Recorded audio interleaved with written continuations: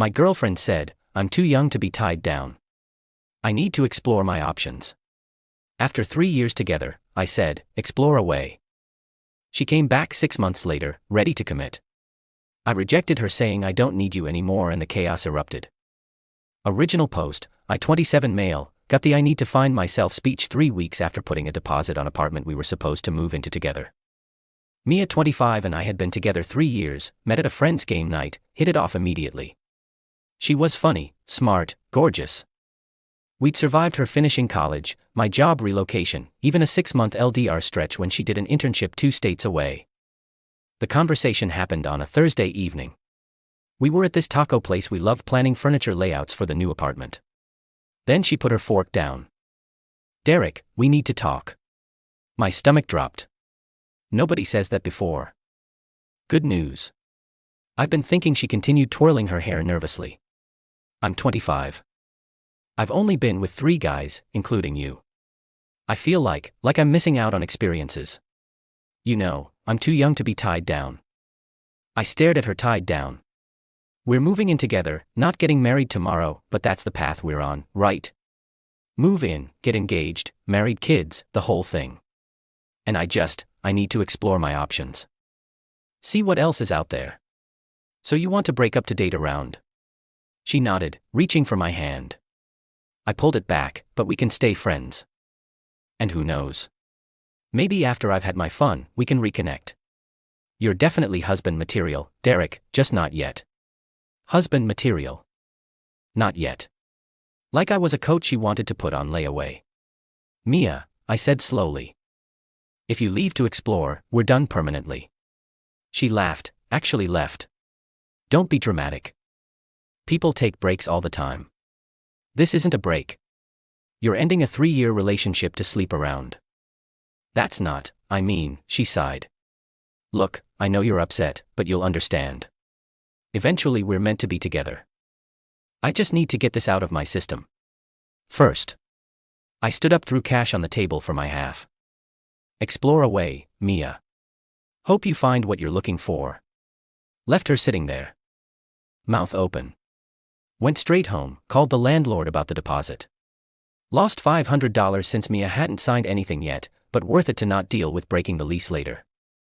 Blocked her on everything that night. Not dramatically, just decisively. She wanted to explore. She could do it without me watching from the sidelines. Update 1. 2 months later. Lot of DMs asking for updates. Honestly thought that was the end of it. Nope. 2 months of radio silence, then the flying monkeys arrived. First was her best friend Tessa. Got a text from an unknown number. Hey Derek, it's Tessa. Can we talk? Mia's really struggling. Deleted it. Then her sister Nora found me on LinkedIn. LinkedIn. Hi Derek. Hope work is going well. Random question. Are you planning to be at Brent's birthday party? Mia mentioned you guys are taking some space, but she really misses you. Taking some space, like I'm on vacation. Didn't respond. Then came the accidental run-ins. Suddenly Mia's at my coffee shop, my grocery store, the bookstore I go to every Saturday. Each time acting surprised. Derek, oh wow, what are the odds? The third time I just said, pretty high since you know my routine. She tried to look offended. I shop here too. Since when? You hate this store. You said their produce section smells weird. People change, she huffed. Exactly, I said, taking my cart to self-checkout. But here's what killed me. Mutual friend started telling me about her exploration phase. Different guy every week on her Instagram stories. Clubbing constantly. Vegas trip with some dude she met on Hinge. Living her best life apparently. Meanwhile I was just living. Started playing in a rec league basketball team. Took a coding bootcamp my company offered. Got promoted to team lead. Turns out focusing on work when you're not planning romantic dinners constantly really boosts productivity.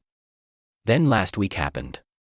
Got home from basketball practice to find Mia sitting outside my apartment door. Not dressed for clubbing this time. Wearing the old college hoodie of mine she'd kept. We need to talk, she said. No we don't. I unlocked my door. She stood up. Please, Derek, 5 minutes. You had 3 years. You traded them for 6 months of exploration. How'd that work out? Tears started. I made a mistake, okay. I explored. I dated. I had my fun. And you know what I learned? That you're the one I want. I actually laughed. I'm the one you want now. After you've test-driven every other option. That's not fair, isn't it? You literally told me I was husband material you wanted to save for later. Like I'd just be waiting on the shelf. I thought you would wait. We had 3 years together. Had. Past tense. You ended it to go have fun. And now I'm ending the fun to be with you. The entitlement. The absolute entitlement. Mia, I'm seeing someone. That was a lie. I wasn't. But watching her face crumble was worth it. What? Who? For how long? Doesn't matter. What matters is I moved on. Like you wanted. I didn't want you to move on. I wanted you to be there when I came back. There it was. The truth. Go home, Mia. She didn't. She sat back down. I'll wait. You'll realize we're meant to be together. I called building security. Told them my ex was trespassing. They escorted her out while she yelled about true love and second chances. That should have been the end of it. It wasn't. Update 2. The escalation. The day after security removed her, the campaign started. First, she showed up at my job. Told reception she was my girlfriend and needed to drop off my medication. Security called me down. She was holding a bag from the sandwich shop we used to go to. You forgot your lunch, babe. The security guard looked confused. I didn't even engage. She's my ex. Please remove her. Derek, don't be like this. We need to talk. Watch security walk her out while my coworkers tried not to stare. My manager pulled me aside after. Everything okay? Ex-girlfriend having trouble with the concept of ex won't happen again. It happened again. Different approach, though. Flowers arrived at my office. Huge arrangement. The card for my soulmate. Always yours, M. Threw them in the break room. Let the admins enjoy them. Then came the social media blitz. Since I'd blocked her everywhere, she created new accounts, commenting on posts from 2 years ago with inside jokes, tagging me in memories on Facebook through mutual friends' accounts. Posted this long letter on Instagram about losing the love of her life to pride. My favorite part. He says he's moved on, but I know he still loves me. True love doesn't just disappear. My buddy Trevor sent me screenshots. Bro, she's lost it. Just ignore it, I told him. Told everyone. Don't engage, don't respond, don't give her ammunition. But Mia wasn't done. She reached out to my mother. My mother. Mom called me confused. Honey, Mia just called crying about how you won't forgive her for some fight. What happened? Explain the whole story. Mom was quiet for a minute. So she dumped you to sleep around and expects you to take her back. Basically. Oh hell no. I like that girl, but hell no. I'll handle this. Don't know what Mom said, but Mia's mom called me the next day screaming. How dare you turn your mother against my daughter? Mia made one mistake. One mistake. You're destroying her. Mrs. Patterson, your daughter made a choice. I've made mine. Please don't contact me again. You'll regret this. She was the best thing that ever happened to you. Then why did she leave? Silence. Then you're a cold, heartless man. No, I'm a man who knows his worth. Goodbye. The calls kept coming. Different numbers. Borrowed phones. Each voicemail more unhinged. I know you're home. I can see your light on. That blonde girl from your basketball team, is that her? Is that your new girlfriend? We're meant to be together. You know we are. I'll wait forever if I have to. Filed a police report for harassment. Officer basically said unless she threatened me physically, it was a civil matter. Suggested a restraining order. My lawyer buddy Anthony looked into it.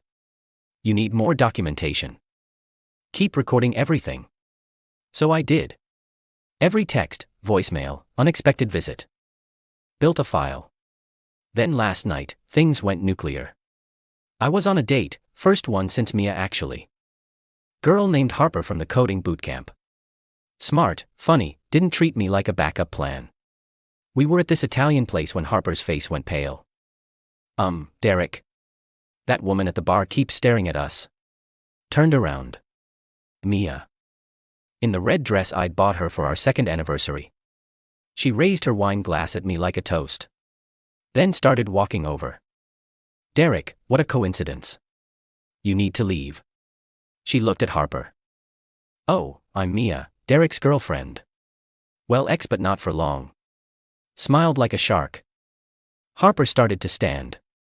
I touched her hand. Stay, please. Turned to Mia. You're embarrassing yourself. Am I? Or are you embarrassing yourself with this obvious rebound? Harper laughed. Actually laughed. Lady, I don't know what your deal is, but this is just sad. Mia's face twisted.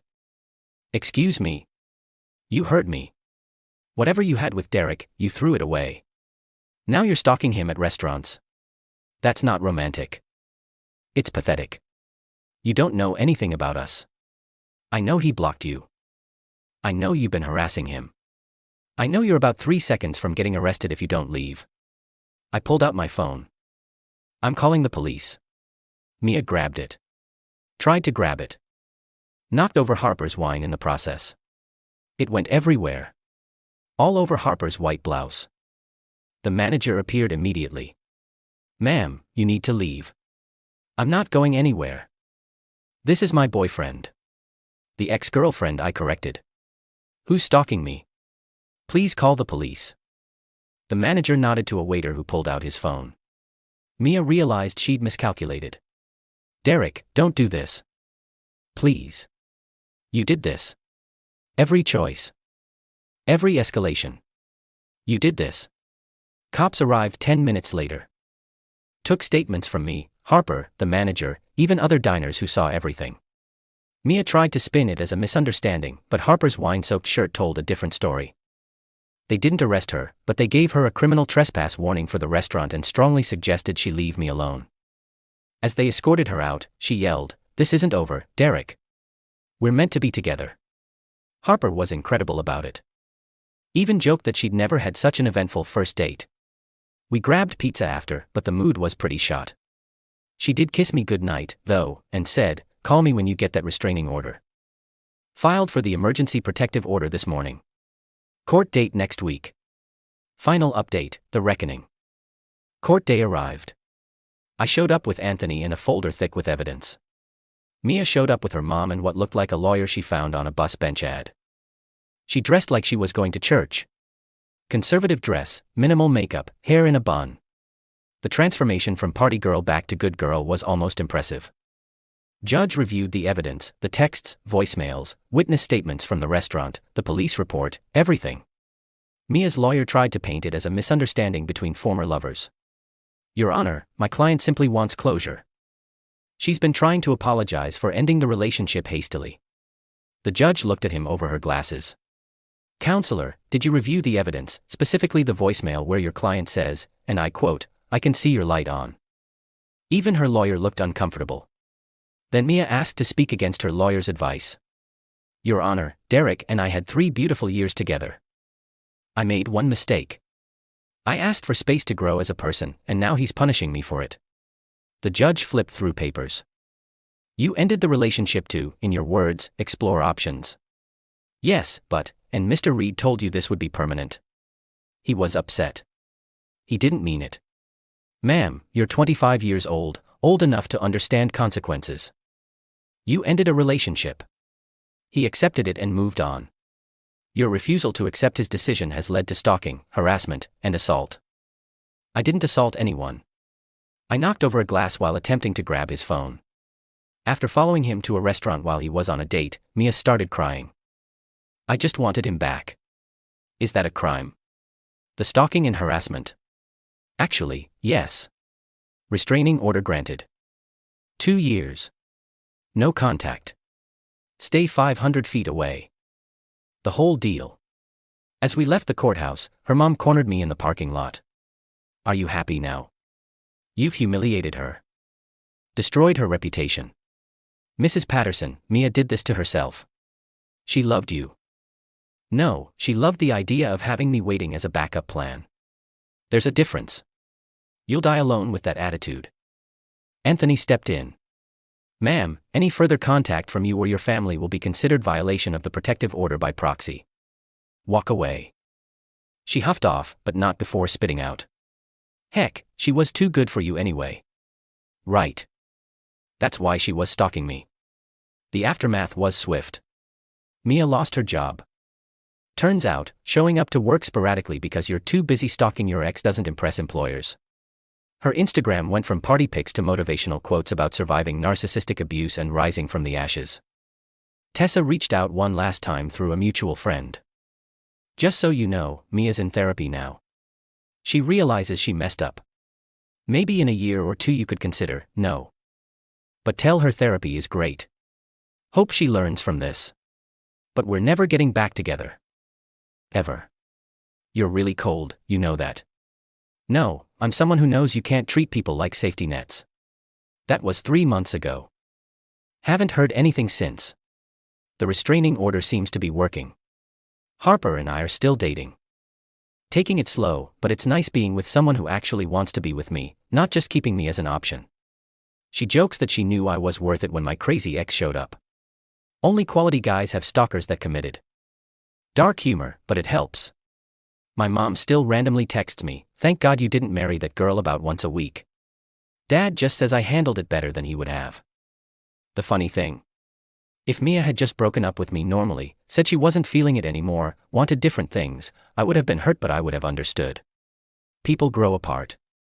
It happens. But the entitlement of thinking I'd wait around while she played the field, the assumption that I'd be grateful when she decided she was done, the absolute meltdown when I wouldn't follow her script. That told me everything I needed to know about who she really was. Looking back, there were signs. Little comments about how I was lucky to have her, how she'd chosen me over other guys, how I should be grateful she wasn't as high maintenance as her friends. She never saw me as a partner. I was an accessory, a safe, stable accessory she could put down and pick back up whenever convenient. Well, this accessory walked himself right out of her life. Best $500 deposit I ever lost. Probably saved me from a divorce that would have cost way more, financially and emotionally. To anyone reading this in a similar situation, you're not a backup plan. You're not someone's safety net. You're not required to wait around while they find themselves or explore or whatever they want to call it. When someone shows you how they value you, believe them. And value yourself enough to walk away, even when they stalk you afterward. Especially then, actually. Trust me, the restraining order paperwork is worth more than their promises ever were.